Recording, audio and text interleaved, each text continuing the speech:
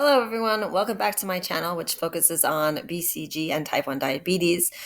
In this video, I'm going to tell you at least about the first shot and what we saw afterwards. And if I have time, into a little bit of the second shot. And I'll record another video on more of the second shot and where we are today. So we got the first shot in, again, Mexico City on November 7th. That was a Sunday. And then the first shot was in the right arm. And again, we used BCG Russia. And so I'd say about 2 weeks or so, maybe a little less after the first shot. And the first shot didn't really hurt at all. Only, when you touched it afterwards, that would hurt. But it wasn't a painful thing. So we saw maybe 2 weeks or so later, he had some days which were super steady and no changes in insulin. But he had, I'd say 2 or 3 weeks, a lot of his charts would look like this. So you could see, lunch and dinner, little spikes, and then the night was great, and then breakfast was good.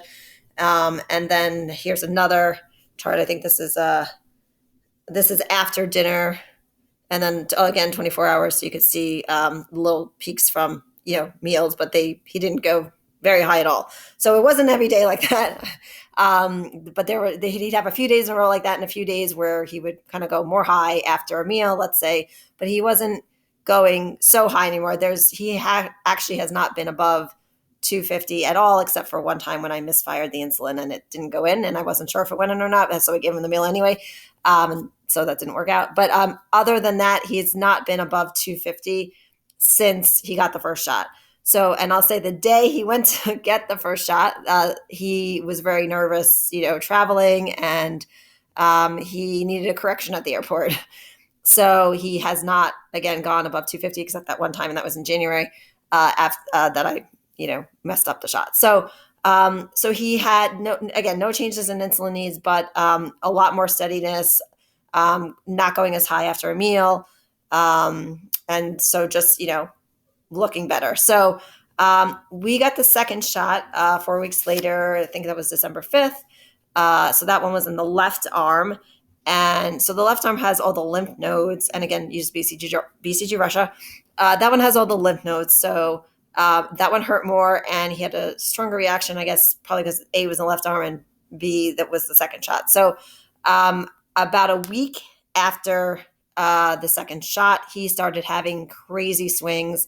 I don't know, insulin pulses or the macrophages or what it was, but he would just be all over the place, like literally one reading would be 190 and the next reading would be 90 and the next reading would be 150 and the next reading would be 70.